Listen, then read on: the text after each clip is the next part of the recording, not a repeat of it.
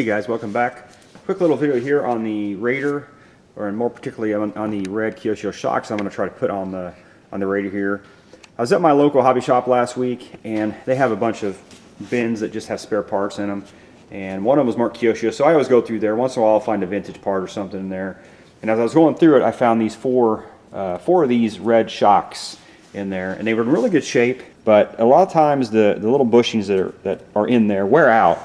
And what happens is they end up doing this. They end up just being really, really sloppy like that. I don't know if you can see that, and so they leak like crazy. And that's what the ones that I had were doing. I had some from when I was a kid that were on my Ultima, and I was going to put them on the Raider, but they're so wore out that the oil just leaks right out of them. You see, I've already got an oil mess here just from them sitting there. The oil's still leaking out of them.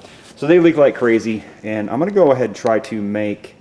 And I've got a bunch of extra shock bodies here. As you can see down here, I've got a bunch of extra shock bodies and stuff. So I'm going to take the parts from these, since I think everything inside is good. All the internals on those are not wore out. So I'm going to go ahead and try to make 4 oil dampers for my Raider here, and just to get rid of the spring shocks on there. So I thought I'd bring you guys along with.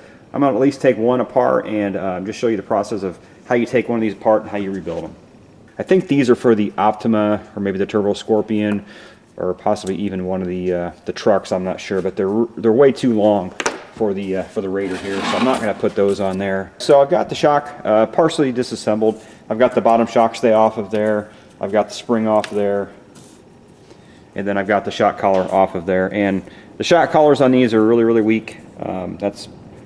Hopefully I've got 4 of them that will work, but they always tend to want to break right there, or they break on the other side where the screw goes into, and this is broken in both spots. So sometimes you'll get one that's broken right here where the screw goes through, and it'll hold just fine. So, but once they break there, they're pretty much shot. But I've got some spare ones. At the very least, I can take the ones off the spring shocks and use those. So the first step in this is to take your wrench, put that under like that, and just twist that off there. And these have no oil in them, but if they do have oil in them, you're going to have oil come out of those. All right, so the next thing, we got to get this off the bottom of the shock. And so I use a pair of electrical wire cutters. I don't have a fancy shock tool, but that will not mar up the shaft on there. You don't want to use a pair of pliers because you'll mar up the shaft. And so I just use one of these. This part of the pliers is smooth. I've never had an issue with it, so I'll just put that in there. And I always put it towards the bottom part of the shock shaft here. That way, the shock doesn't rebound and come down there very often. So if I do happen to scratch it, it's not going to be that big of a deal. So use those. Pop that off there, and then you should be able to pull the shaft right out of the top part of the shock. And on these, there's a little washer here. So these are the pistons on these have no holes in them. So I think they work just by oil passing around. It's kind of hard to see, but I think they work a little differently than a modern shock. They don't have the holes in the pistons. So this washer just guides that piston in the shock body there. And then there's enough room around this that kind of acts like holes in a piston, I guess. The oil goes around those, and so they're, like I said, they're just a little different than a modern shock. So next step is to go ahead and just pull this piston out of here. Okay, and inside, see if I can zoom in here. Focus, focus, focus. All right, so inside of this, there is a O-ring and that bushing, and that's all that's inside of that. There's not 2 O-rings like a modern shock, and there's just this bushing. And the O-ring actually seats pretty well in there, but I've got a newer one that fits in here, so I'm going to go ahead and replace it. I'm going to go ahead and put this bottom bushing in there. I'm going to put a little bit of grease on there. This is just automotive grease.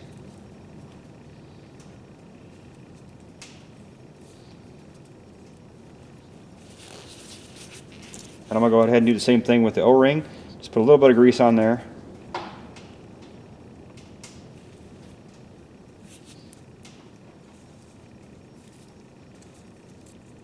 There we go. That's going to help seal it up a little bit. They sell special shot grease, but I just use this automotive grease. It's a marine grease. Seems to work just fine. Go ahead and assemble it here. So make sure that this little washer is on there. So we'll go ahead and slide it in there like that, and I'll just check to make sure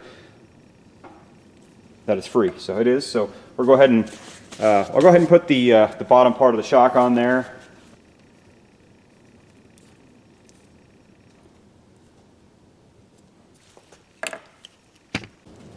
Okay, before I put oil in these, I did notice that there was no gasket right here, and typically there's a little gasket. I don't know if you can see that, but there's a little gasket that goes right on there, and luckily I have a set of those. So these gaskets are kind of a pain to put on there. Last time I did one of these shocks, and Kyosho still uses these on their modern cars. Your fingers are, especially my old fingers, which are arthritic. My fingers felt like I went around with Mike Tyson by the time I got done with that. So, but anyway, I'm going to go ahead and put that on there. And you feel like you're going to ruin it just by when you're putting them on there, just the way it is. Yeah, it's fun. Seems like once you get it past the first thread, you've made some progress, and then you can kind of get down on the rest of them.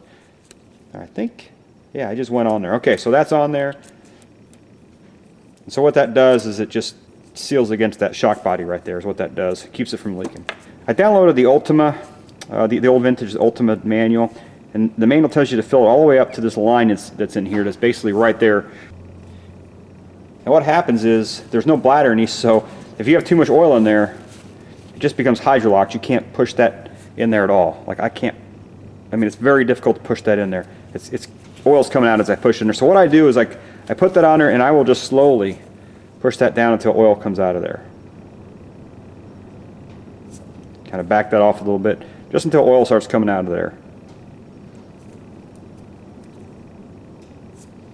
And I'll tighten that down again.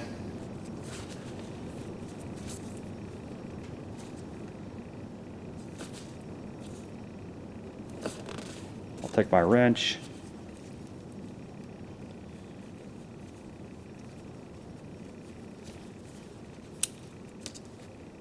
And see how it's locked right there. I cannot push that any farther. So I'll back that off again, and I'll just keep taking oil out of there until I can get that to function.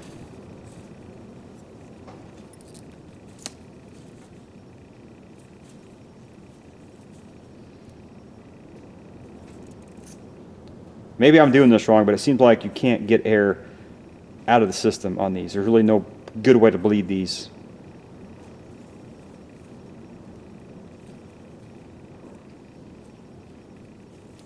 I mean, right now if I pull that apart, yeah, it's got plenty of oil in there. It's going to take a drop out. Not easy like a modern shock.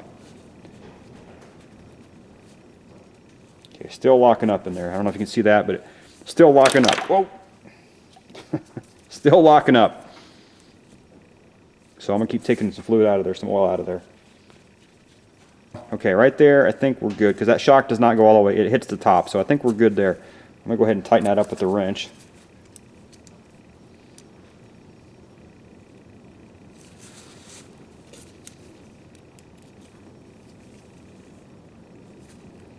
And I'm going to go ahead and check it one more time. Okay, so that functions. So I've got as much oil in there as I can. And I think that's how you got to do them. I mean, that's the only way I can figure it out, because there's no bladder in there, so it just wants to keep hydrolocking until you get just the right amount of oil in there. Okay, so I found a shock stay on the top that isn't broken. I don't know if it's even been used before. I do need a screw for it though. Just want to tighten them down just enough to hold that spring.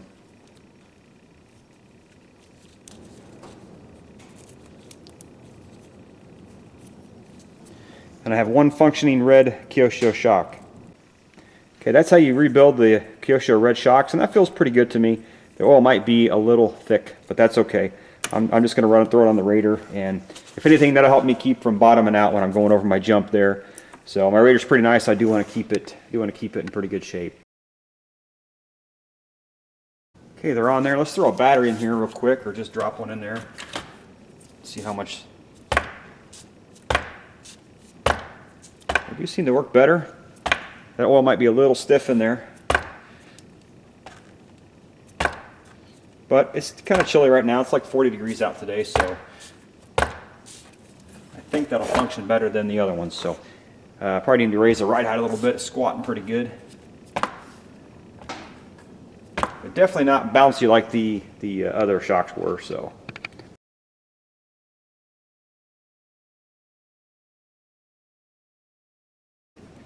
All right, I got the front dampers on, and they're really smooth. They're a lot better than those friction dampers that were on there before. Should help the car out quite a bit when I drive it. And the good thing is none of them are leaking. So the front ones and the back ones, I don't see any leaks at all. So anyway, guys, that's going to wrap up the video here. If you guys have a Raider or you've dealt with these shocks and you got a comment, please leave it in the comment section below. Please like the video, and if you haven't subscribed, please subscribe. Appreciate you guys tuning in. Thanks for watching.